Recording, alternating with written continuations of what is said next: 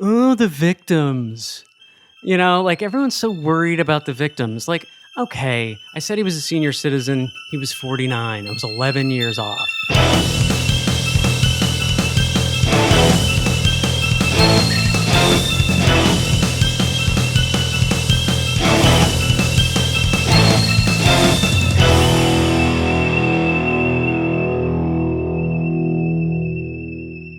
Hello, listeners. Sup, listeners. What's happening? Sup, listeners. How you doing? This is the end of summer Q&A. Hey! Here we are. Hi, Ed. Hi, Jordy. What's happening? Just ending the summer, closing it out with you. Yeah. It's good to call it. It was it wasn't a great summer, was it? No. Let's be honest. It's quite bad. And here in Arizona, we still got it for another 3 months or so. But for the rest of the world, enjoy your end of summer. Enjoy it. Yeah, no endless summer for you guys. Just us surfers. In Sheila's. Well, So great. we got cues today here, Jordy? We sure do. You know, the listeners Tell really... me about the quality of the cues. They brought it. Oh, nice. The patrons especially really brought their cue game. Yeah, when you're paying money, you want to have a good cue because you're guaranteed it's going to get on the air. That's right. So you want to be smart. We have to bring our A game. Yeah, totally. Nice. See what I did?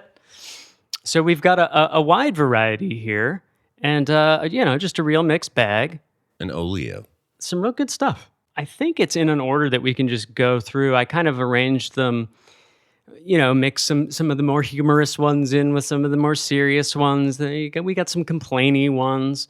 That's sort of how we generally do. That's the right. humor, That's right. the serious, the complaining. Yeah, we're a mixed bag. A lot of Poland represented here as well. Oh, great. And some England. It's all over. We'll get to it. I'm very excited. We're going to open this up with a Polish question, Ed, because I think this directs to you specifically. This comes to us. A PQ, Polish question. That's right. It comes to us from a great patron and friend to the pod, Sina. Hi, Sina. From Poland. And she asks, where's Dr. Baden? Dr. Baden is still at summer camp, actually. Oh, is he at camp? Yeah, he does this like fossil camp where he looks for dino bones, actually. And he says it helps him determine human bones when they can find the dino ones. Because he says that people come from dinos. And so if you can identify these dino bones, then all the better to get the human bones correct. Or, how he says it. Say, human bones. Oh, you know what I just realized? It's the end of his camp probably ended a while ago, and I forgot to pick him up. Yeah, because where was it? Where was camp? I just Somewhere put him on the on East a bus. Coast, Yeah. right? I Yeah. have no idea. Yeah, definitely East Coast for Baden, and their summers end earlier. Yikes. Like they go back to school. Yeah. Okay. So that question's also a reminder. Get Baden from, I'm going to write that down. Pick up Baden at summer camp. Find Probably out do where a his summer camp kickflip is. somewhere. He's fine. Yeah. It is a kid's camp, by the way. So he is an exception that proves the rule there. God, I hope he's behaving. I think he knows the age group and how to behave. Yeah. Okay, good. Don't want him reaching for any kid bones. We've got a next question from Cass, from Parts Unknown, I guess. And she says, hi, Jordy and Ed. Hi, Cass. Hi. My question for the summertime Q&A is, can you please tell us a story that you both experienced together? A funny story or maybe a scary story to keep in theme with your podcast. Maybe there was a time when you two were scared together or something. I don't know. LOL. Very outside the box, Cass. I really like it. I don't know if it's the place of this podcast to tell personal stories instead of just covering the crime, like in a hard-nosed reporting journalistic way. I did, when I was prepping this, I thought of one in the scary genre. What's that? Well, I mean, we haven't really ever been scared together per se, but I remember a time that we did something together and I was terrified. I don't know how scared you were, but maybe as I tell the story, you'll remember. All right. So, and some of the details may be sketchy, but... I'm wondering if it's the same incident. Okay, it's the incident when we were with Kramer. Yeah, and Chandler? Yeah, we got chased. Okay, yeah, you tell it. Okay, yeah, and maybe there will be parts I remember that you don't. But, well, we did get split up at some point. Yeah, right. So, and I think this will be funny and scary. So... And dumb. Very. very dumb. This is So we were like, this story is like the height of our stupidity period. Like yeah. probably too old to be doing this, but didn't really get to do it as much in high school as other people. Like Yeah. that's the preface. Apologies for how dumb we sound. We were in our 20s, Right. and should have known better. But Yeah, with that out of the that's way, well said, though. Yeah, because we were, college age, 20, like early 20s. Mm-hmm. Not that you can't go to college later, but standard college age. And we didn't really get up into antics as much in our high school existence. But then people we met later were very much antics people. We were so excited to be able to be little punksters. That's right. Yeah, it felt dangerous. Exactly. But so, yeah, we were out, night of drinking. I believe it was summertime. And we were in a suburb of Phoenix called Chandler, a little further south. And just hanging out with a raucous crew of punksters. And we were back at this house party after the bars had closed. Not even a house party, just like a gathering of our friends. Yeah, probably 8 people or something like that. Yeah. All dudes. Mm-hmm. Of course. Yeah, naturally. And so we're just drunk and trying to get up into mischief. And some of the guys that we were with were much more brazen than we were. We were sort of in the back of this crowd, but encouraging everyone. Yeah. We're the guy, like when the fight starts, in the back yelling things, but out of harm's way. So one of these more brazen individuals, we were outside of this house on the street, and he's like, "Oh, these jock douchebags live down here at this other house. Let's go mess with it." And so we go over to this house, and I think this is what happens. He just ends up throwing beer bottles at their garage. That seems about right, yeah. Yeah. So just loudly smashing bottles against this garage. On a residential street in suburban Chandler. At like 3 a.m. Yeah. But these guys were up because they were partying too. And I think what they didn't realize was that they were partying inside the garage. So all they had to do was raise the garage, and there they were. And they were these sort of burly, tough jock guys. At least this is how I remember it. I remember them being each 7 feet, 900 pounds. Right. And they Pure were muscle. Terrified. Yeah. And driving a Jeep around the garage. And they were angry. About that. And apparently, and this was why they had targeted that house, was there had sort of been beef between these two houses before. The two party house, the hipster party house and the jock party house. The classic. The twain shall not meet. Yeah, right. So they chased us in our group, and we weren't expecting there to, it was like we'd throw the bottles and then we'd run back to the house and just be little shits. Right. Maybe they'd throw eggs at the house we were at, and that would be the end of it. Didn't count on... We could rile one another up, and that would be the fun for the night. Yeah, right. And we didn't count on them being in the garage, playing beer pong or something, or driving Jeeps. And so they raised the garage, and then there they are. They're upon us. And so we just all run back to the house from which we came. And because we were in the back during the bottle throwing, we were now in the front. Yeah, in the front of the running away group. So we run into the house, all of us. Everyone gets in there eventually, slam the door, lock the door. And this is probably where we diverge. We all just, I think, went into different parts of the house just to hide and just lay low. And myself and our friend John Hills went and hid in a single stall bathroom, or single toilet bathroom, not even a shower in there, and just sort of huddled in darkness with the door closed. And turned out that was a good idea because these guys didn't stop at the door. They broke the glass to the door, like the little side glass pane that's like next to a front door. They broke that and then reached in, opened the door, and came in. And we're like, so we can hear these menacing voices. I remember hearing, "Where are you fuckers? Where are you?" And I was so frightened. I really thought we were all going to get beaten to a pulp. And I remember sitting there with John, what are we going to do? Yeah. These guys are willing to break and enter to get their vengeance. Exactly. That was the point where it's like, okay, this is serious. Where were you when I'm hiding in the bathroom? Do you remember what you did when you ran into the house? I don't remember I know I was doing a similar Heidi situation, but not in a closed room. I was with Kramer, I believe. Yeah. Maybe one other person. But I know, like, I remember the glass breaking, and I didn't remember the line. Will you deliver it again? Where are you fuckers? So we hear that, and we're like, all right, we're getting the fuck out of here. So we burst out through the backyard of the house, jump over a couple walls, and then we're just, again, this is getting on to like 4 a.m. Sun's not quite out yet, but we're in the suburb, so we don't even know how to, like, we've jumped so many walls that we don't even know where we are anymore lost. or how to get out. And if we do get out, we don't know the name of this street. And like we were being so dodgy in our runaway that we couldn't retrace our steps, And there was one house that had a lot, we're just running through these backyards like a dog. We're like, oh, that's too loud. Let's like go to the left and then to the right. So we were really quite lost and Right. ended up just like sitting in someone's like side yard in the dark for what seemed like 2 hours. It was until it got light out. Yeah. Because that was another thing. We were waiting until it got light out to try to walk back. Yeah, so your option was more flight. Mm-hmm. Always. Ours was not fight or flight. We just cowered and stayed hidden in the dark.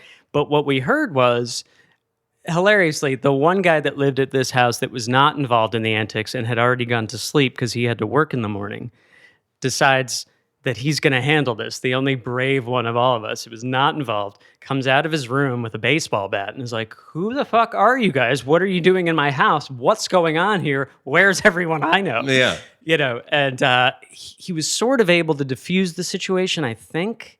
There may have been more glass breaking, but I don't remember. Because as soon as I realized that Justin was able to get them back outside onto the street, we did the same. John and I ran the hell out of there. And I think that's when texting started. And it was like, where are you guys? Where are you guys? Trying to sort of reconvene, but everyone was in different places, sort of doing what you were doing, running in different places. I'm in a backyard. And I remember just walking around. I somehow lost John and then ended up with Dalvit. And then we were walking around smoking cigarettes. You know how everyone then needs to talk about the thing that just happened? So it was crazy because I was in the back. And then what he did was... Not only at the time did we have to talk about it. Right now we have to. Yeah. So everyone comparing notes. And but I was really scared when we were in that bathroom. I really thought I was going to get hurt. I was terrified. I mean, I don't jump over walls and run through people's yards in general. And white just suburban boys in the hood. just quivering with so much just fear. But we ended up getting picked up by the cops. Okay. Like hours later, and because they were looking for people. they were still everything was They settled. called the cops, right? And so we weren't in trouble or any it was very suspicious. Just two guys that look like the guys at the party walking around at, whatever time the sun comes out, 5 a.m. So we got caught immediately as soon as we tried to make it back to the house. And we were fairly straight up with the cops. Like, you were a part of that group, and then we left when they started throwing bottles, and then got lost. I think he was like, whatever, it's all settled. And then I remember he gave us a ride in the cop car back to the house and was listening to Modest Mouse on his radio. Oh, nice. Yeah. Cool cop. I guess so. I remember I had to get back to the house because my car was there. So we somehow got back. And then I think there was police presence there. And I remember Kramer talking to the cop being like, it's not a wash. It's not a wash. That's a garage door. This is a glass window. Like, talking about that. I guess the cops were trying to say, like, you both did stuff. Neither of you wants to press any charges. So he must have been empowered by the cop telling us everything was cool. So then he thought he could get a window replacement out of it.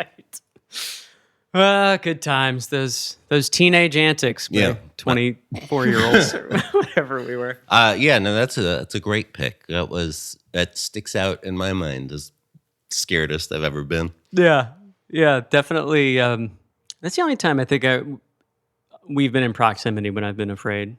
I don't get afraid very often, so there weren't too many to choose from. Yeah, I think I'm in the same boat. Yeah. You weren't there when Ted broke into my Tempe house wearing a mask? No, but I've heard that story. He scared you. Yeah, my response was, all right, so our friend Brooke, I used to live in a house that we didn't have keys for and just never bothered to get them either. And it was sort of an open door policy, but our friend Ted broke in wearing this mask with a group of our friends and came into my room, and I woke up and saw it, and my response was, "Oh, fuck," which I've been quoted as having said a number of times. And so I know if I'm ever dealt with real trouble, that is exactly how I will react, because that was the only time there's been just a intruder wearing a scary mask. My response was just to stand there and say, "Oh, fuck." Well, it's so terrifying because you have that I've just woken up, so I'm still processing my surroundings anyway, and there's something that I'm not expecting to see, and it's a scary mask. That means there's something here. Oh yeah, I can totally I'm at a loss. Oh, human bones. Good question, Cass. That's fun. I hope the story fits. We've got a question here from Tex Watson. Oh boy. I like that name. Yeah, we know that guy. What is your favorite part of doing the podcast, and what is your least favorite part of it? Go ahead. My favorite part of doing the podcast... You do it a lot more often than I do. Yeah. Is this, to be honest, is the sort of delightful community that springs up around it. The fact that we do have people in Poland that communicate with us and make friends with, and people in Toronto and Illinois, and it just feels like a nice little community that's all come together because we're here talking and recording, and that makes it feel worthwhile, and that's honestly why it still happens. And then the least favorite part of it is just like the work. It's just which I don't do.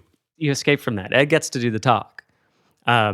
But you've done your share. You've done a little bit of research at times. I have things like that. Not in a while, but I have, and I might again. Sure. What about you? Do you have favorites and least favorites about doing it? Well, my only not favorite part is when we talk about a topic that's too dark. But I still enjoy talking about it. I'd rather address it than not, but it's still uncomfortable. But yeah. I mean, that's not even. I just prefer to talk about a lighter topic, but I still enjoy all the conversations. I don't even think I have a least favorite part. Just some of it's a little too dark for me. Yeah. Sometimes you need a little break. Yeah. Yeah. Good question, Tex. Behave. We've got Scott. Hi, Scott. First off, and just I wanted to let the listeners know, recording in the middle of the day. It's very rare for us. It is rare. In fact, the room is not dark whatsoever. Of? I think unheard of. Yeah, there may have been one other time, but yeah, we're in a light room telling dark stories. In a sunroom, as a matter of fact. But anyway, back to Scott's question. Yes, Scott in Toronto. Did I say that right? I think, yeah, that's how they say it there, Toronto. Yeah, they drop some of the letters. You'll let us know, Scott. He says, hi there. Question for the Q&A episode here. What is your biggest fear? And I don't mean like spiders or heights. I mean, what is your biggest fear in life in that sort of sense? Love the show. Keep up the good work. Well, thanks, Scott. Scary jocks at 3 a.m. That's pretty scary. Breaking into the house? Yeah, running away from broken glass. This will take me a second because he said not things that are my biggest fears. Like, yeah, my fear of birds, legit. Like, if I see one, I'm freaked out. It ruins my day. Yeah. He must mean like... Yeah, in this genre, I'm abductions, that sort of thing, where you just are taken and you have no control over anything that's happening for an extended period of time. Yeah. To me, is, as I've said, I'd much rather be murdered than abducted. Yeah, no, that totally tracks for me too. I wondered if he meant more like, fear of failure, or like, I'm afraid that I'll never live up to... Well, I faced all those fears. We've accepted all those long ago. Yeah, it is. It's an interesting question. Yeah, it's hard to know exactly what you're looking for, but I think that's a good one, like that, an abduction, because you're so powerless. Exactly. constantly reminded of it. And the wondering how long it will last. Will something bad befall me? Or worse than just being locked in this dungeon or whatever, like the Fritzl story we covered. Right. Wondering what the next step might be. And hoping it's murder. That's the best option. Yeah. Ugh. Yeah, that, for me, I guess, yeah, other than, he actually, oh no, you didn't. You said spiders. I was going to say snakes is mine. Didn't list that one. So can I say snakes? No. Scott. Don't know no snakes. Yeah, I mean, I have, if it is sort of those life fears that you say, Scott, I fear all the time that I'm just never going to achieve anything, never going to amount to anything. And saying that as if I have much of a future left, like I'm already kind of getting close to where you should probably have some returns on any work you've put in. So maybe my fears have become reality, which I guess is what you meant by you've already faced those fears. That is what I meant. Yeah, those are the fears, Scott. Just I'm going to amend his question and allow snakes and birds. Snakes and birds. Snakes, birds, abductions, success or failure. I'm afraid of it all, man. Maybe it's success that fears both of us, or gives us both so much fear. And that's why we're complete losers. I like it. We'll go with that. Natalie, a patron. Hi, Natalie. Hi, Natalie. Natalie and Cinna are the most represented in this because they sent in several questions and good ones. We've got Natalie, and Natalie's in Illinois, which is Algonquin for whale's vagina. I went back. And Natalie says, I went back and listened to your Go Deep episode from September of 2019. Do you plan to record and release another one in a similar vein? Maybe a Going Deeper with Jordy and Ed, a 2-year retrospective. Oof, in that was September 2 years ago. Of 2021. Yeah. Thanks, Natalie. That's a good one. Yeah, that was... We're doing that right now, kind of. Yeah, I guess we are. Yeah, this sort of ties in with Scott's, right? Like, because the Going Deep episode, I think, was about... I think we were recording something else and we got into like life talk and you were like, let's just leave it rolling. Because I was talking about how I think that I suck at songwriting and all that stuff and how things weren't going to work out. If we did another one, I just don't know that much would have changed. I think it might be the same episode 2 years on. Right. Which would be very funny. It would. Because he'd have to do like a caveat at the beginning. Listeners, haven't put anything out in a while. This is not a repeat. This is just the exact same conversation that we had 2 years ago. And just play the other one. That is funny. Yeah, I don't know. I think that wasn't a planned episode because of that. I mean, it was a planned release after I was like, listened back and was like, oh, this is good. Maybe this will be Patreon bonus content. And so I guess if something like that happened organically, maybe it could happen again.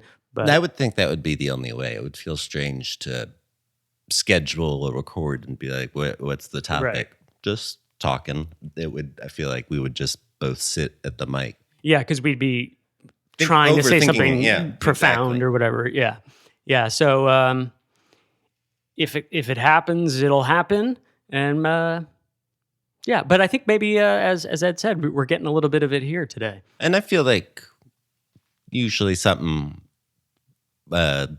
squirts out every time we talk, some sort of personal history, something to relate to whatever the topic is at hand. Little nuggets come forth. But I'm glad that you liked the first one. Yeah, absolutely. Thanks, Natalie.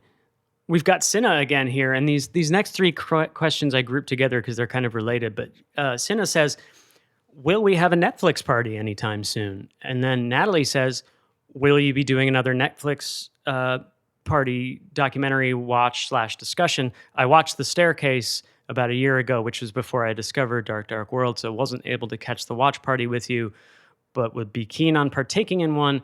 What's in the pipeline? And then Cinna also had said, please, please, please, can we have a ramble on Making a Murderer, please? And I'm not quite sure what she means by ramble, if she means a Dark World on Making a Murderer or a Netflix party, because it followed right after her Netflix party question. So let's work in reverse order. Making a Murderer, Ed out on Making a Murderer. I would do a Netflix watch party of it, I suppose. But don't want to talk about it as a No, document. not really. Yeah. But I mean, if you wanted to, I'm sure someone else would talk about it with you. Yeah. I mean, my trouble with doing it as a doc is because it's so vast. It's 2 full seasons of 10 episodes each so far, and I think there's a third one coming. So that's just a lot of ground to cover. I don't know how it would be done unless it was taken like episodes 1 through 3 and then another episode on episodes 4 through 6, which just feels like either the podcast would be dedicated to making a murderer for like 6 months, or it would be sporadic to the point where it wouldn't flow. Now, could we do like one episode just generally talking about all 20 episodes? Maybe.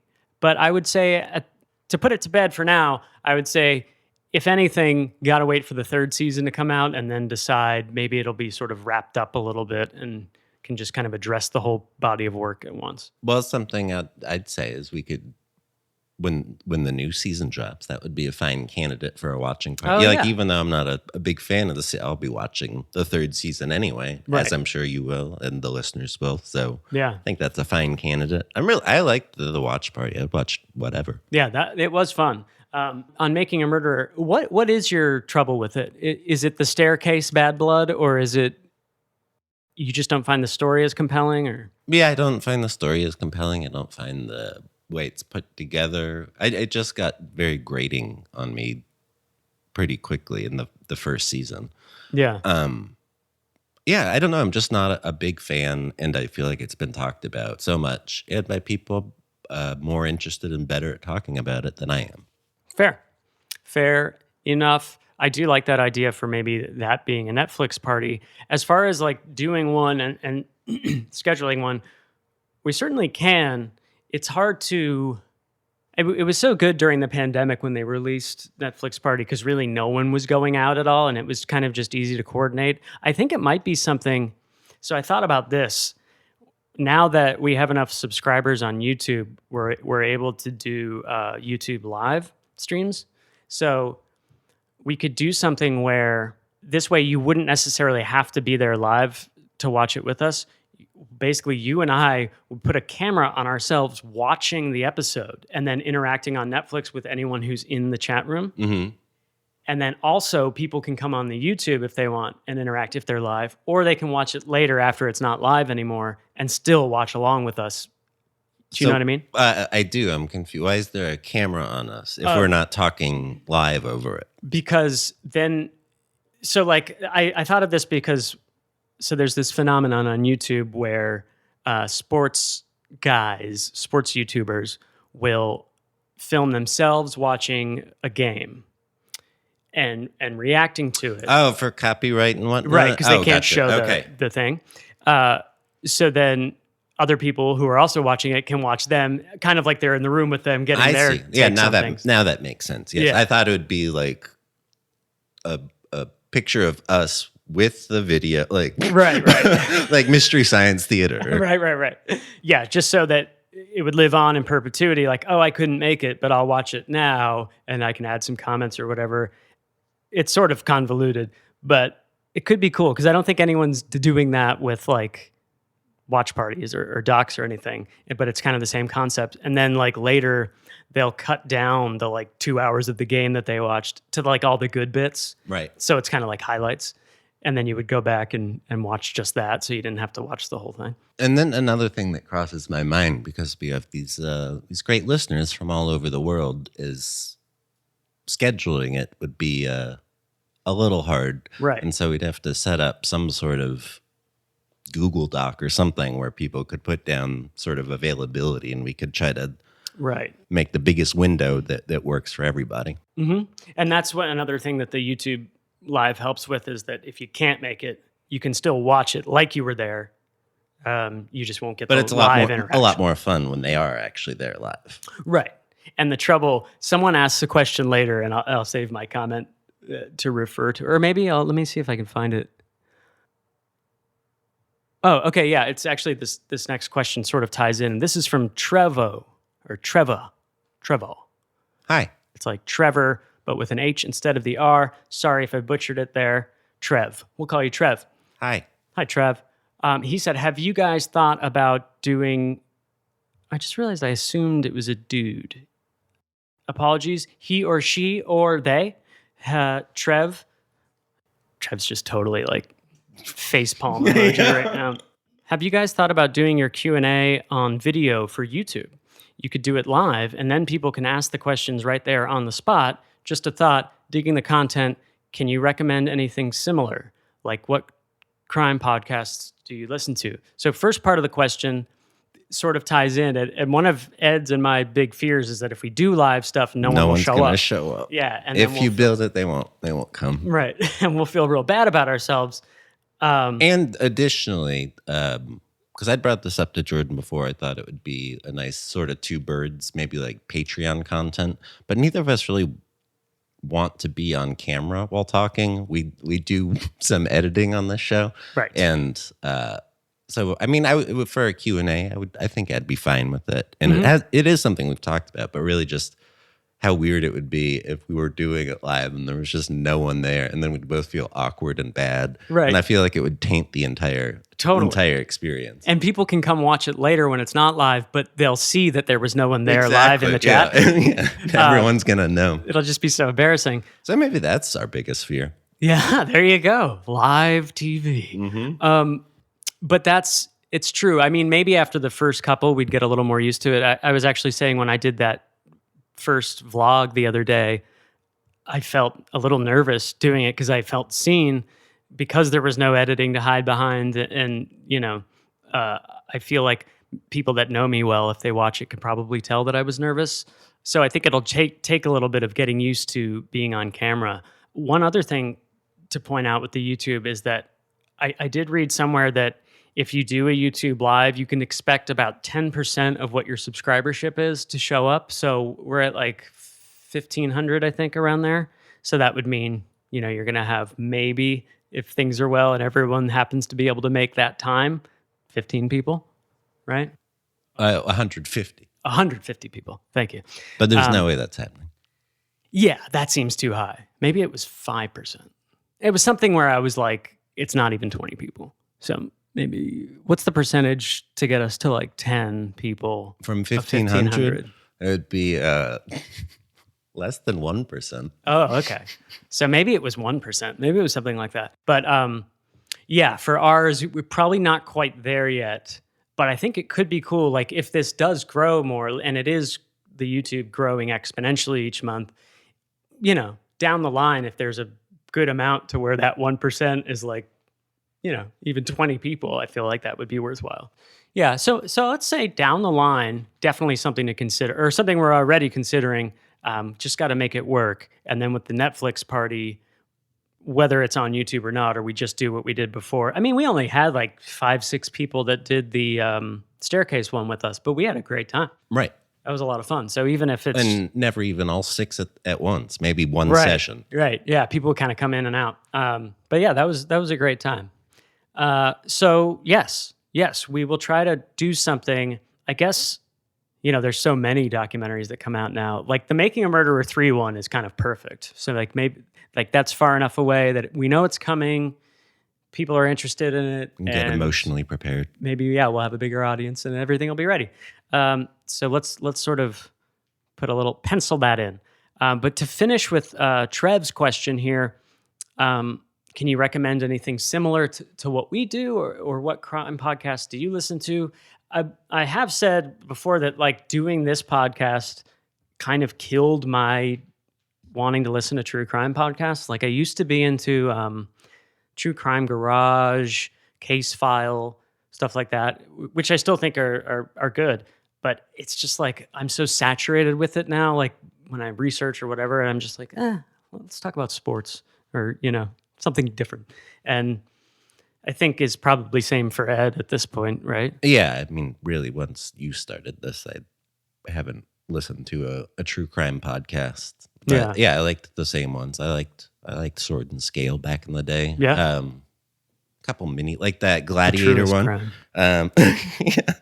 I liked, but nothing, no true crime for me anymore in my listing. Yeah, I guess that's a good thing, like Gladiator. Like if it's a sort of limited series, like certain amount of episodes just covering one story, like an investigative pod or whatever, that's sort of a horse of a different color that I will dabble in sometimes. I recommended on that vlog I did the other day the West Cork true crime podcast, which is like 10 episodes, I think, or maybe 12.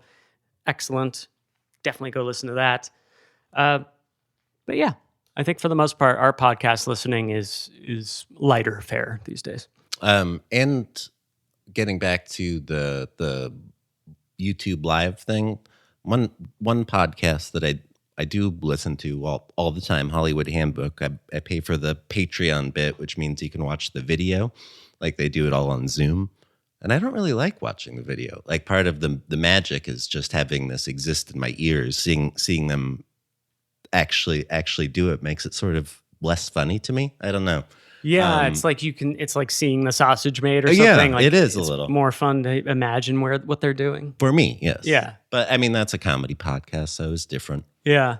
I sort of used to wonder that about, like, I know Joe Rogan ended up building that empire of just having cameras on them sitting there talking. And it was like, it's a podcast, but you can watch it too. And thinking that was so weird, but then it just totally took off. And then really didn't know that people listen to pods so much on YouTube. So I guess... Yeah, I still find that very strange. Yeah. And I guess if you have YouTube Premium, it's better because you can actually leave YouTube on and do other things on your app, and you can turn it off. Right. So it is like a podcast app in that sense. So maybe people are doing that. But yeah, thanks for the questions, Trev. And sorry for butchering your name if I did. I'm hoping my first take was the right one. Trevor. We've got Natalie in Illinois again, and this, I think, sort of ties into what we're talking about. She said some of my favorite and oft-recommended podcasts, in addition to Dark, Dark World, include Root of Evil, To Live and Die in L.A., Uncover, Counterclock, Dead and Gone, Tom Brown's Body in the Dark. So there you go, Trev. Some recommends there for true crime. And what are some of yours? Sort of just said that with Trev's. We tied those in together. Curious if you've listened to the podcast Down the Hill and if you plan to speak about the Delphi murders on any upcoming episodes.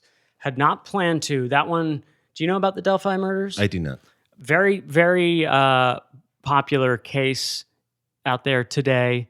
It's, I think it's close to home for a lot of people because it was two young girls. I believe they were 11 or 12. Don't come at me, people. Just pulling it from the memory here. And just a grisly murder, and so bizarre in a small town, and can't even remember right now. Oh, I think Delphi, Indiana, and current. Like they're still investigating it, and it's unsolved. So it has a lot of intrigue. And one of the girls had actually taken a Snapchat video on her phone of the guy pursuing them as they're walking through the woods. So I think that brings people in. Yeah. It's like, wow, footage of like this guy. So modern. Yeah, totally. And so they have that footage, and then there's like his voice is on it. So they're like trying to find this guy, but still they can't find him. And does anyone know this guy? And there are these sketches. And so it's really, there's a lot of intrigue around it. So it's definitely curious and worth looking into. But my only hold up with it is that, everyone's covered it already, and I don't know that we would bring anything to it. In fact, I saw that True Crime Garage had just released like a 3-episode thing on it, and I just know it's getting a lot of traction, and it's not a case that obviously I know much about, and Ed knows nothing about. So we I one-upped you. Are unprepared. As I say, though, often, Natalie, would never rule anything out. Just not sure that we could bring anything to it at this point. Now we've got Sinna again. Sinna in Poland. And she said, we're going to have more story time here. Where are the promised gross stories about doing crack with even grosser people? I did say that. Well, I'm going to let you field this one because I've never done crack. Floor is yours, Jordy. Well, there are a lot to choose from. Wait, does that make me a square? I've never done crack. I don't think so. I don't think I've ever even seen crack. Yeah, I think that makes you a lucky person. Crack is a hell of a drug. That's what I hear. Stay away, people. Yeah, crack never my drug I'm Rick of choice. James, bitch. It was it was always something that would I would get involved in sort of in lieu of having drugs that I wanted. Heroin. Right? Yes. That seems so weird to me. I mean, I know it's just drugs, but But they're so different. yeah. Yeah. It's like well, this story that I was thinking about actually on the way over here, a couple of different ones. And I think the one that sort of encapsulates like my interaction with crack the best is this one. And this will sort of explain what I mean about how it's sort of there in absence of other things. Like, so I'm fully. This was probably 2001, maybe 2002, and yeah, 2002. I'm going to say I'm fully strung out on heroin at this point, and I had come up with this harebrained scheme with Dylan, friend of the podcast, which took us out to Portland. But you started here? Started here. Okay. Yeah. Yeah, had met Dylan in rehab, the one that we had talked about here on the show, and we had left that rehab, gotten fully back into drugs, and basically, long story short, ended up going to Portland where the heroin flows like water. The right? black tar? Yes, much easier. Like in Phoenix, you really had to have connections, like meet someone, like know a guy that you would call and then go and pick up. Whereas in Portland, you could Just do go street to the Burnside buys. Bridge? Right, exactly. So we're like, we're going to go there. And Dylan knew this because he had spent some time there. And it's like, let's just go there, man. Our life will be easier. And so we went there. Our life was not easier. It was horrible. And I think I lasted like 4, 5, 6 days on the streets or something. And then took a Greyhound bus back here, dope sick, horrible. Finally arrive and desperately need to get some heroin. So I call this other guy that I know. Dylan and I have been separated at this point. He's lost in Portland somewhere. And so when I get back, I call this other guy that I know, and he's like, yes, I can help you out. I do have some, but I'm at work until this time. I'm like, oh, what am I going to do? I have no money. Where am I going to go? I got nowhere to go. And he's like, just, all right, I'm staying at this hotel. My buddy's over there now. He'll let you in. I'll tell him you're coming. Just like go there and chill till I get off work. I'm like, okay. So I end up in this seedy roadside motel in Mesa, right? Mesa's this kind of dodgy old suburb of Phoenix as well. And the guy that greets me at the door of this hotel is sort of not what I was expecting, because it's a rundown sort of hotel. But this guy is really well dressed. He's got a really nice watch on his wrist. Just really presentable, clean cut. Driving a nice car around inside the hotel. Yeah. Yeah, but the room's so like just seedy and gross, like the kind of like hotel bed that you don't even want to sit on because it seems so dirty. Mm-hmm. So, but there's just this one queen size bed in there and a TV and like a lamp and then a little bathroom to the side. And he's like, yeah, man, yeah, you can hang out here till Adam's off work. I'm like, okay. So kind of awkward to begin with, just two guys that don't know each other sitting in this hotel room. One very well dressed. Yeah. And he's like, you want some crack? And I was like, nah, I don't think so. I'm just going to wait for Adam. I want to get some heroin. And he's like, oh, yeah, I can't help you with that. So, well, I hope you don't mind. I'm going to partake. And so we're sitting there together on this bed. So just picture two people on a queen size, hotel Who've bed. just met. Backs pushed up to the, the Headboard. Thank you. And watching TV. So he starts smoking crack and begins to become progressively weirder, as happens. It's sort of like when you do, you've done coke, yeah? Mm-hmm. When you do a lot of coke and you start to just get a little weird, like erratic, sometimes, where did I put my keys? And then, you just, maybe you haven't gotten to that cocaine psychosis, haven't done it enough. No, I've only been offered it, so limited amounts. Have you seen people that get like that? Oh, yeah, that's generally why I stay away from it. Okay, so it's like that, but way worse with crack and way faster, because like the high is so quick, and then you just want more, and you just keep hitting it, and you become weirder and weirder, and then you're looking for, I think I dropped some crack, but you really didn't, and you're looking for it. Just really gross and sad. So this starts happening with him, and he's like, you know what? If you want to make some money, you could help me out. And I'm like, okay. He's like, there's a guy down this street. If you can take these rocks to him, I'll pay you this much. And then you can use that to get heroin when Adam shows up. And I'm like, okay, this is a brilliant idea. Adam is only going to give me so much Synergy. anyway. Yeah. So I'm like, I'll run these errands for you. And then he like threatened me or something if I didn't come back with the crack. Like, you better fucking come back.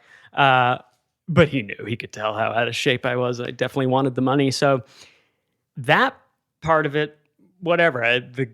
The house that he sent me to wasn't far. I walked it, made the delivery, got the cash, brought it back. Here's where the gross part comes in. I get back to the hotel. Oh yeah, it hasn't been gross yet. I get back to the hotel room, knock. He goes, yeah, come in. I open it. He's still in the same position, still has the crack pipe. And he's now watching porn on the TV and masturbating with a huge thing of like baby oil just on the nightstand, and has no problem with it. Like that I'm here, there, like makes no attempt to cover it up. Just like, this is normal behavior. And so I just make a beeline to the bathroom. Like, hey man, cool, here's the money. Put it on the little dresser thing and go into the bathroom. And I'm like, what the fuck? Like, what am I going to do? He wasn't trying to get you to join or anything. No. He was just like, I happen to be doing this is right my here, hotel right room, now. man. So you're just here. Which I guess it was. Yeah. But yeah, no inhibitions. You didn't think when in Rome? No, I don't think I could have if I wanted to. I was just so out of shape. So eventually I come out of the bathroom. I had nothing to do in there. And it's hard to explain the mind frame, but I just sort of resigned to it and sat on the bed. Mm-hmm. And there wasn't any, like you said, it wasn't any attempt from him to make it like a thing. It was just, this is what I'm doing. You can do whatever you want. And I did. I just sort of sat there. And then he offered the crack again. And I was like, yes, please. I will do that. At least I'll be high. And maybe that will just take away this awkwardness. Because there's still a couple of hours before Adam's coming. And so I started hitting the pipe with him. And it's just so gross. He's like reloading. Because also when you have, listeners, maybe if you know, when you're on coke or crack or meth, whatever, it's if you're a dude, very unlikely you're going to ejaculate. There is sort of an arousal that happens, but it's an insatiable one. It's sort of a never-ending thing. And I think this is a common thing with coke dudes, like isolated on their own coke dudes, is like porn and staying up all night masturbating. Heard about it a few times. But I saw an intervention with a meth dude that did this. That would like just masturbate for 12 hours a day. Yeah, so it's part of this uppers psychosis that sets in, or it's not even psychosis. I don't know what it is. But so the crack helped temporarily because it's like a distraction and feels amazing for 15 seconds, and then you just want more and you're waiting for him to offer it to you again. But just remembering his gross, like baby oiled hand repeatedly handing me the pipe and me just hitting this crack pipe and then handing it back to him and just like waiting for him to offer it. Baby oil on it. And like it's slick. And it's just porn. And I mean, this is what you wanted, Cinna. This is the gross stories that I promised. And it's just that kind of thing. Like so many other seedy situations like that. And I don't mean to isolate crack either. Like I know there, as you bring up with meth, there are gross crack stories, there are gross meth stories, there are definitely gross heroin stories.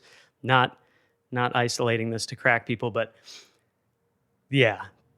And just eventually just doing the crack because it's there and I'm just waiting for the other thing. And then I feel even worse because I'm still sick, but now I'm craving crack and just waiting for this guy to pass me the pipe again. And eventually Adam came and I was rescued. And here you are now. And here I am now. That's disgusting and terrifying. Yeah. Glad we didn't share that experience. Yeah. Is that, do you think that is cuttable or do you think it's... I thought that was great. Okay. I'm disgusted. I'll have to tell my mom not to listen to this one. Yeah, that was a lot worse than I hadn't heard that one before. I thought I'd heard the depths of depravity, but not even close, I guess. There are a lot of them. There's a grab bag there. But yeah, wonder what that guy's doing now. You didn't keep his contact info? No, I didn't. And sadly, Adam died of a heroin overdose. Wow. Not too long after. R.I.P., buddy. Let's break for a Quick sec. break.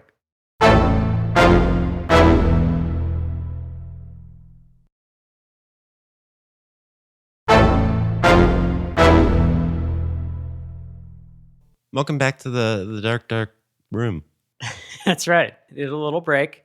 Tanya. Hi, Tanya. Tanya is in Chichester, West Sussex. Nice. How was that, Tanya? Uh, Chichester. On behalf of Tanya, it was great. It was the tits, man. Yeah.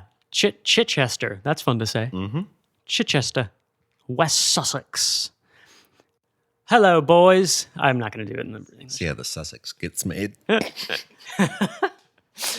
Tanya says, hello, boys. I wonder why you don't cover more unsolved cases. Hey, take it easy. I find unsolved cases to be the most interesting, and if the views on your YouTube channel have anything to go by, then it seems many others are like me. I've adored the unsolved you've already done, such as Kathleen Peterson, John Bonet, Paradise Lost, and Maddie.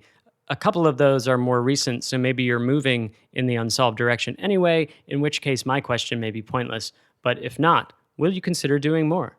Yes. Absolutely. Yes, we will. I've noticed that too, Tanya. It's a good point. People do like the unsolved cases, and I think we even do too. Like those are the ones that Tanya's listed there are ones that we've certainly enjoyed discussing because there is mystery. Who done it? Yeah, who done it? What happened? Yeah, why'd they do that? Totally, yeah. And I guess that is why they do get the more views. The most viewed video on our channel is Terry Hobbs, because it's all speculation and, wondering, did this guy do it? And now this is a compelling case. And, How much are the West Memphis 3 paying these two guys? yeah. It's it's a good question, Tanya, and I think you're totally right. I think there is, and just as Natalie asked about Delphi, that's what all the allure on Delphi is too, I think. So, It's strange. I don't even think of those cases as being, they are, she's right, but that is a big part of the appeal is that even though they're well covered, they're unsolved cases. Yeah, no one can really give you that answer. Yeah, so even I the think courts. when there's a documentary made, the case is solved, which is just dumb. That's sort of how I grouped it in my brain. But yeah, these are good, and I do prefer them because the whodunit aspect. Yeah, it's true. Because even like Kathleen Peterson, there was a trial and a decision, but we still don't know. Alfred plea, just like with West Memphis 3, it's Alfred plea. It's like, yeah, it's technically a ruling has been made, but we don't know. No one has taken that owl to trial yet, so it's still unsolved. Yeah, take that owl to task. Thanks, Tanya. Thanks, Tanya. We've now got Francesca Louise. I like that. Hi, Francesca. Francesca Louise. Have you thought about creating a Reddit subgroup for your podcast? It sounds like you used to have a Facebook group, but then stopped it. So maybe Reddit or some other forum would be a good place to go instead. I'm sure I'm not the only fan who would love to have some discussion about the episodes with other listeners and with you guys too. The YouTube comment section isn't the greatest for discussion. So what do you say? Okay. So, yes, the Facebook group ended. Facebook problematic for various reasons, but the real trouble, and this is sort of why I'd be reluctant to do this again, is that what happens was, we start this group. I started the group, right? I created this, and then a couple of people sort of helped me grow it. But what ended up happening is they're just inviting people blindly to this group, and you get all these people that come in. Half of them don't even know why they're there, that they're there for a podcast, and they're certainly not. So they weren't ever talking about Dark World. They were posting true crime memes and talking about other stuff, which is fine, but it wasn't sort of what it was intended to be. And then you had all these people sort of bickering in this group about things that weren't related. I'm like, why is this here? What is going on? Because it's the internet. Right. And so I actually think the YouTube comment section is decent. I think I know what you mean, that like sometimes you'll make a comment and then YouTube it just disappears. Takes it away. Yeah. Or like there's so many people I've interacted with on there and then it And looks it like I'm doesn't talking really to no pin one. stuff very well. Right. You know, like you can't have a response that continues Yeah. a thread. Very true. So you're right. It is sort of problematic, but yeah, it's sort of a stopgap, I guess. But I would say this: if you guys want to create that, totally into it. But I think that's what would need to happen for me at this point. Like, I feel like there's enough going on for me, like work wise. So, like, if anyone can create a Reddit subgroup, as far as I know. Same with the Facebook group. So, if there are listeners passionate enough to go ahead and do that, I would be all for it. And I would even jump in there sometimes and talk about stuff. I think that would be brilliant. But just my experience of doing it doesn't make me want to do it again. But Francesca Louise, if you were to do it, that would be fantastic. Maybe you can email me or get in touch with some of the other people that might be interested in this. Write in. Anyone listening now that would be interested in what Francesca's talking about, maybe you guys can create it. Does that sound dickish? A little bit, but I agree completely. Like I'm not going to do that. I feel like Reddit groups would be even worse than what happened to the Facebook group, just because there's not even any vetting process, Right. But which is also fine, you know. Yeah. I don't know. My take on the internet. I think it's a cesspool. So Right. I don't really want to be involved regardless. But Yeah. I think it would be nice, like, again, for talking about the Netflix party thing, to have a centralized place that, not everyone has to use a Google Doc or whatever, that it's something accessible to everyone. And I don't know how hard it is to set one of those up. So maybe it only takes a minute or so. Yeah, it could be. And yeah, it's kind of like, I feel like a dick either way. If I set one up, I feel like a dick because it's like, come talk about my podcast. Right. Don't you want to interact? And don't you have so much to say about my latest episode? But on the other hand, it's Perhaps I'll give you a thumbs up. yeah. But no, on the other hand, if you like my podcast, you start something, so I don't know. But that is my attitude at this point, where it'd just be like, yeah, if you build it, I will come. If you do start a Reddit, I think the first topic should be, is Jordan a dick for making us do this? Fair question.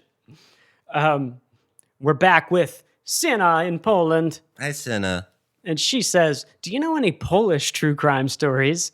Any serial killers? I don't. I don't either. I don't. We do have something. Yeah, but I'm not going to talk about it. We won't talk about it other than to say we know someone an American who was murdered in Poland, know quite well. And that was quite tragic. But don't have any, sort of detail. It's not like a serial killer or any sort of special murderer. So there's not much of a story there, but that's just what I thought of when I thought of Polish true crime.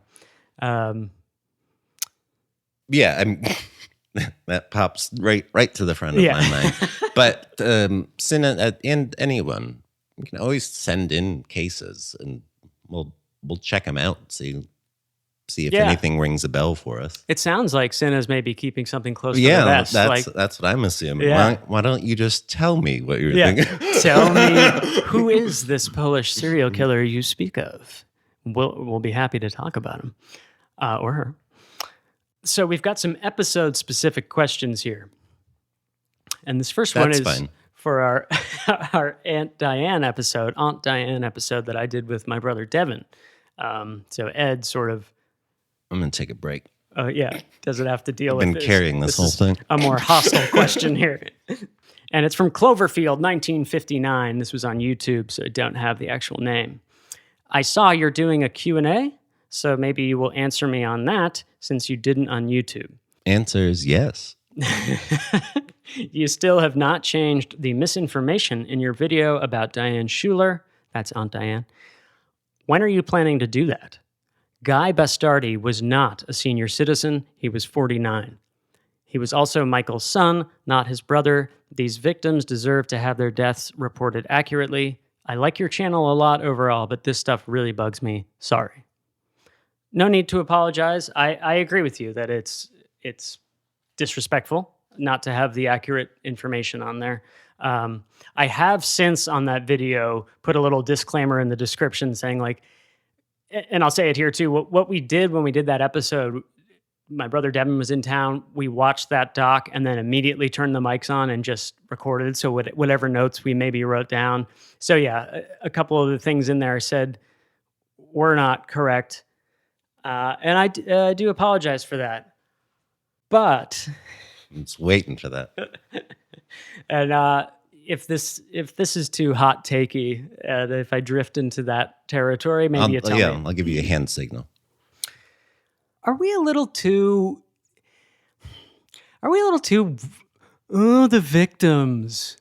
You know, like everyone's so worried about the victims. Like, okay, I said he was a senior citizen. He was 49. I was 11 years off. Like, okay, he wasn't his son. He was his brother. Whatever. We're not watching the story because these guys died in a car wreck. We're watching the story because we care about what the hell happened with Diane Schuler. What was going on with her that day? Collateral damage, the guys in the car, right? Like, and broader point here. I feel like, you know how we often ask ourselves, like, why are we doing this? Like, is true crime, is it okay to talk about it? Like, is this the right thing to be doing? Important questions to ask, I think. But I feel like the victim, like people being like, we do this because we need to keep the memory of the victims alive. And, you know, we really need to respect the victims. That's why like the episodes should be titled The Victim's Name instead of the killer's name and stuff like this. I feel like that's sort of some modern day virtue signaling about, or sort of a way to absolve yourself of being interested in true crime. Like, yeah, I'm into true crime, but I'm about the victims. Like that's my interest. I really don't care about the killers. In fact, I would prefer it if the true crime didn't even talk about the killers. Let's just learn about the victims. No one's going to do that. No one wants to do that. And I think that's okay. And I've drifted into a sort of a different topic here, I think, because on the one hand, what Cloverfield is saying here, I do agree with. It's just sort of bad business to report incorrect facts and then not change it. Right. Yeah. And that, I haven't given you the finger yet, but in this instance that he's talking about, because it would just be re-editing the video to include just those couple facts, is not, you can cut this, but it's not worth your while to do that. Well, it's weird because it would be a different mic setup. Like it would suddenly be my voice coming in going, yeah, it would be a clear edit. Yeah. Or his 49-year-old, you know, instead of the mics that were in the room saying, so it would just be very clunky and weird. I think having the asterisk thing at the beginning that there were errors and in the future, maybe not so many errors, but go on. Yeah. And it was, but you know, when you're sort of discussing something that your only real knowledge of it is what you just watched. And, absolutely. And those aren't really, this sounds insensitive and rude to say that's not important. I guess I shouldn't say it's not important, but it's not what I was interested in. So I got some things wrong there, but I don't think that changes the trajectory or the arc of the story. The point of what anything real we were talking about there, whether he's 49 or 60, whether it's a son or brother, because they weren't really part of the story except for their tragic end. That they were the victim, that there were victims, and those victims, of course, have, you know, humanity to them, or did before they were victims. Yeah. So on the one hand, totally agree. That's why I put the disclaimer in there, and am now definitely more aware. Like if we ever do an off-the-cuff thing like that, especially if it's a victim, I'm going to write down exactly what they say the age is. And so I know that that's probably not going to be accepted by Cloverfield now because of the cavalier tangent I went on there. But I do, let's address that sort of separately now. Do you see what I'm saying about that? And do you think that there is some of that going on? I don't know. You've made a number of points. I don't know about the sort of allowing yourself to enjoy true crime by pretending it's about the victims. But I do think that sometimes you miss the forest for the trees in that sort of situation. Maybe. How do you mean? Sort of agreeing with that these facts about the victims in that story didn't affect the story, really. You know? So I don't know. I'm a little confused. I get where you're going, and you didn't get the cutoff signal. I didn't think it. I mean, I thought it was cavalier, but Yeah, it was shitty of me to go, oh, the victims. Like, maybe I'll cut that. But like, let's take this out of Anti-Ann now. Let's just go to Ted Bundy or something. Well, what I'm thinking of is when we just talked about Murder on a Sunday Morning, and we were talking all that shit about the victim's husband, Right. And the way that story is presented and the way it should be told. What was his name again? Stevens, Mr. Stevens. Mr. Stevens, yeah. Bitter beer And face. we can't even remember his wife's name, the woman who was actually right. Yeah, and this is just live talking about it without research. So I mean, that thing that will happen. That's and I think to pretend like, oh, I was interested in Murder on a Sunday Morning because of Mrs. Stevens is just false and dishonest. And anyone that says that, like, oh, the documentary should have been called Loretta Stevens or whatever her name is insanity, right? Like that.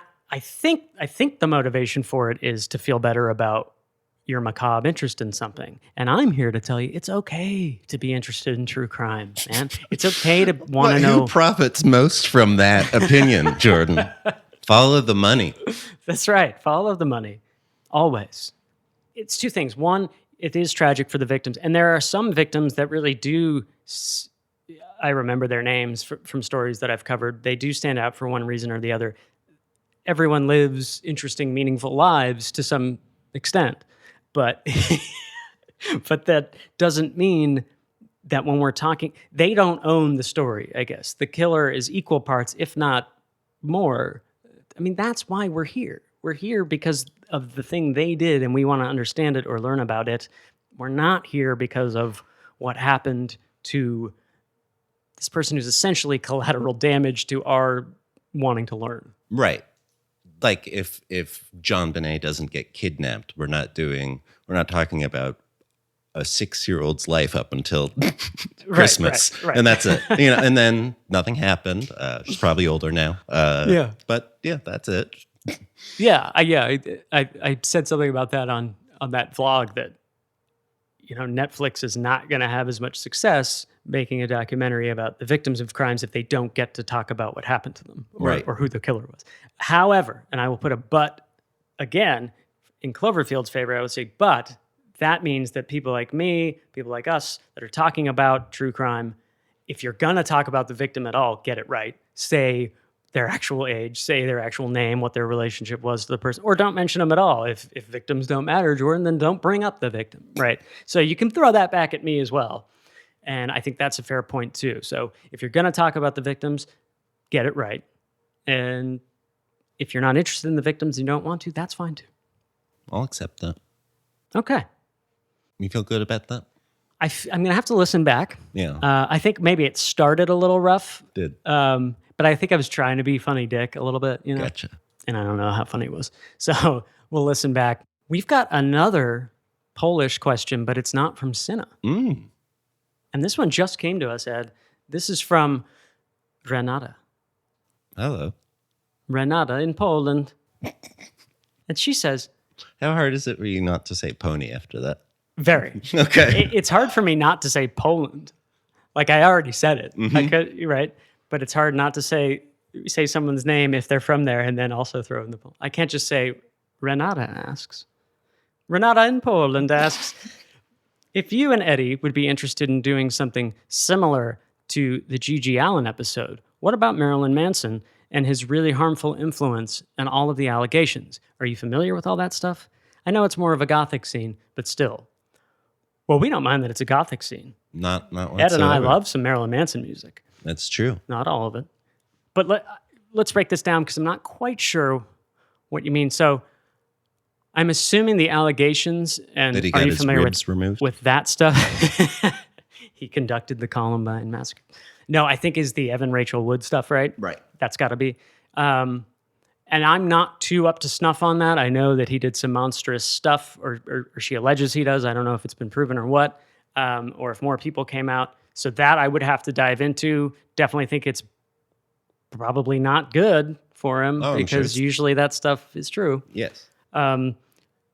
totally think it's worthy of maybe exploring, because I think the other part, what about Marilyn Manson and his really harmful influence? There, I might take umbrage. Yeah, that was very old-timey sentiment to me until I heard the rest of it. Yeah. I'm not sure exactly what they mean there. Right, because I wonder if You're talking about like Columbine era, like violent Yeah. video games and Right. Marilyn Manson. That's where I first went, like, I don't know if I agree with that. I don't think there was harmful influence in the same way that I don't think violent video games make Columbine happen or whatever. But if you mean that it's related to, like, did he have harmful influence as far as what he was doing with his personal relationships and stuff? But I think it's a two-parter. I think it's, and maybe Renata is saying, you could talk about his music and the allegations that people made that he was, the Antichrist and he was spurring kids on to do terrible things. That would be good for this show, talking wise, like we talked about with Gigi. And then also you could bring in this true Cancel crime stuff, stuff yeah. that he's accused of. So I would say yes. Yeah, I think that's a good one. me too. In fact, in the Gigi Allen episode, and maybe that's what made Renata think of this, was you think you said something about, because we were talking about, I said, this was like the first guy you thought of when I said we should do a podcast. I said the second guy you thought of, and you said, who was the first? Dahmer. And I said, Manson. Manson? And you said, of course, Manson. And you said Maryland because of those crazy Columbine kids that you swore on. So maybe that's how Good this on related. me. Yeah. I didn't even get that joke. Like, it didn't come to mind right now. Usually Yeah. in these situations, when presented with the same prompt, I'll make the exact same joke You follow, again. right. So yeah, I think that's a good one. Yeah. Renata. In fact, I think that's a fun one. And a little less One I'd be into Problematic. researching. right. So maybe upcoming. Yeah. soon. I've got one here that I screenshotted from YouTube, and it looks all stretched and weird in this Google Doc, but this is about the Terry Hobbs episode. And this is I was just thinking about that as a name for a yoga studio. what? Stretched and weird. Oh. I just remembered Johnny Knoxville in the yoga studio. when you said that. Stretched and weird. I like it. This is from Ron Rubicon is the screen name. And I've talked to Ron about this. I responded on YouTube and we interacted, but I wanted to address this here because I think it's important. So Rob says, we have to be careful about who we label a killer without proof. You acknowledge this yourself, that we can't do to Hobbs what was done to the West Memphis Three. But we can't just say these things. We have to live up to them. You suspect Hobbs. I still suspect Byers, but I will not say Byers did it. You have no proof that Hobbs did this. You may believe so, but you're doing to him exactly what was done to the West Memphis Three. It's wrong. Say you suspect him. Say you believe he did it, but for the love of God, don't claim that he did. Great points in there, Ron. And so this is what happened on this episode. And I do sort of cringe now because when I open up that episode, I say all that. I'm like, we can't rush to judgment on Hobbs. That's the whole point of this, is that this is what happened to the West Memphis Three. And so everything that I say here, other than the facts, like the timeline facts, but my like scenario for what could have happened has to be taken as fiction. And I say that probably 5 or 6 times. But then at the end of the episode, I get kind of wrapped in the emotion and I'm off script. Go off the rails. Yeah, I'm off script at that point, and I'm talking about the quotes that Hobbs said about the kids being buried underwater. And after I go through those quotes, I go something like, and there it is. Terry Hobbs killed those kids and he buried them underwater. And then it ends and there's sort of the music comes in. And I just wish that I hadn't said it that way. Right. But it sort of fits in the way it was going. And so I didn't take it out. And again, I've now put a disclaimer in there and talked to Ron about this. It was just sort of drop the ball on that one line. Wish I hadn't said it that way. And we know Hobbs is litigious. So Terry, if you're listening to this, my bad, man. I actually do get kind of nervous about that because he is like on YouTube. He's been interviewed for a couple of podcasts and like people have, whether they're true or not, people are like, Terry Hobbs has heard your episode and he's coming discussing-" after you. Yeah. And I'm like, So he maybe has heard it because if you search Terry Hobbs on YouTube, that's what's coming up. Really? Yeah, and there's like more views on that than any other Terry Hobbs content. So it's a little like, oh God, I hope he's not going to come. I mean, I have nothing, Terry, so it's going to be even worse than Natalie Maines. But he might take the podcast. I'll have to host it with Terry now. He could. Weird. But yes, it must be taken as fiction.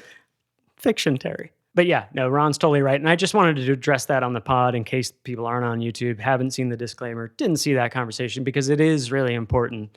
I do totally think Terry Hobbs did it. I think all the evidence presented in that episode supports it. Just not cool that I made that specific wording of it at the end. Agreed. All right, we're coming down to the end here. The All final right. stretch. We got a few more. We've got one more from Sinna here. Hello again, Senna. Hi, Sinna. In Poland. There we go. On a pony. And this one's for you, Ed. All right. It says, Ed, more moon lore! Exclamation point. Can you share it with us? Can we get some more lore about the moon? Moon? Moon! Moon? Moon! You have a call from the moon. It's really something between me and my mom, and I'd like to keep it that way. Okay. Fair. I guess I'll say it briefly, and I'll let you know if I want it shared. It's not a big deal, but when I lived across the country from my mom, and we'd talk on the phone, it would always be great when we could see the moon at the same time. And so it just became a thing. When I would call my mom, we could see the moon. I'd say, moon, moon, moon, moon, moon, and then often hang up on her, and then wait for her to find the moon and call me back. So that's it. Yeah, and I think that's fantastic. I think that should totally stay on here. All right. Yeah, that's great. It's sweet, and as a fan of both you and Olive, I think it's heartwarming and fantastic, and I'm sure Senna does too.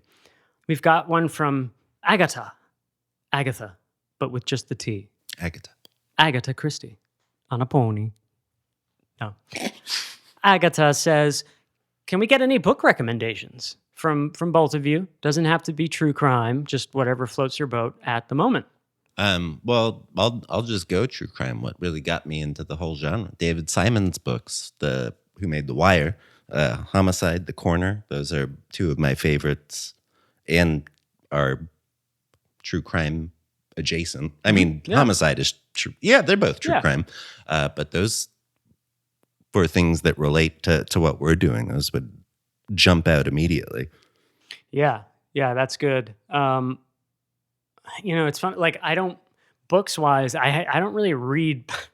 I don't read books, but like, I mean, most of my reading is nonfiction. So, as you say with David Simon, like it's usually newspaper articles or online stuff. It's all article stuff. So I don't really have any books to recommend, except I'm trying to think of books that I've read in like the last calendar year. Have you read Lord of Flies?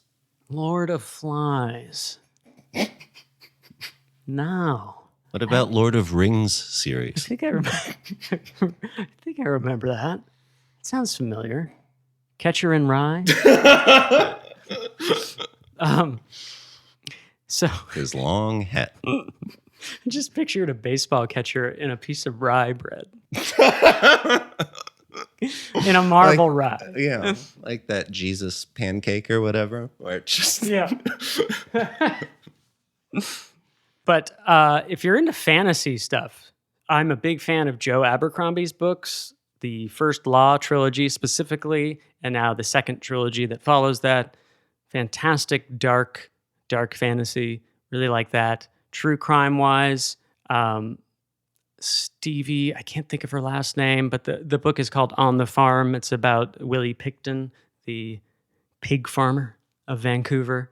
That's just an incredibly, much like the David Simon ones, just really thoroughly researched, really good journalism about a scene that is completely overlooked, and about the prostitution world out there in Vancouver that is completely swept under the rug by the police and corrupt government officials. So it starts with a serial killer and branches out into all of the madness around the city, and much like The Wire, how it's all from the top down. Corrupt politicians, they get corrupt police departments, and then how that can almost breed a serial killer, which is always why I say to the people who say, I don't want politics in my true crime.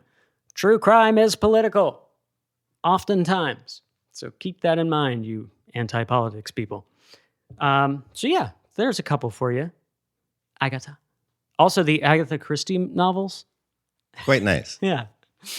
And finally, we're going to wrap up with one more from Natalie here. And Natalie says, Where's she from? Illinois. There we go. Natalie in Illinois. She says, what else can we do as fans and listeners to help you gain more of an audience? That's a nice-ass question. It is. Thanks, Natalie. It's a very thoughtful question. And sort of like what we said earlier about, building the Reddit group or whatever in not a dickish way, just being like, I mean, ultimately, I think the main way that any listener can help is to just share it. If you're a Twitter person or on the social medias and an episode struck your fancy, tweet it out with a link, or, even if you're not a social media person, just word of mouth is always a big one. Getting on the YouTube, hitting the likes, subscribing, telling people to do the same. If they have a genuine interest. We don't want the Facebook group thing happening again, where everyone's just subscribed to something they don't even know what it is. I don't think any actual work needs to be put in other than hey, if you like it, tell people. And if you can do that in a public way, a public forum like social media, that would be really helpful. Just sharing episodes, sharing the show in general, saying something like, hey, just want y'all to know I really like this show or whatever, Yeah, or it's something as simple as sending in a question for the Q&A. Totally. Very helpful. Yeah, absolutely. Great questions, by the way. Yeah, this was a good one, right? Yeah. Good group of listeners we got here. We really do. And patrons especially, can't thank you guys enough. You guys own the Q&A this time around. Pwned it. Love you guys. Love you, listeners. Thanks for being here for us. Thanks for enjoying our show and giving us, at the top, we had Tex. Tex asked what the favorite part of doing the podcast was, and this is it. It's just having you all interacting with us. I think you probably agree. And interacting with you, Jordy. Yeah, well, I always like interacting with you too, bud. I always like a cigarette before interacting. Because I'm going to interact with you. And then I'm going to screw you. Well, Jordy, I hate to cut this short. I got to go get Baden at summer camp. Oh, right. Yeah. He's still at the bus station. We don't want him to end up at a roadside motel with a crack smoker. Not whatsoever. So bye, everybody. Love you. See you in the fall. Bye.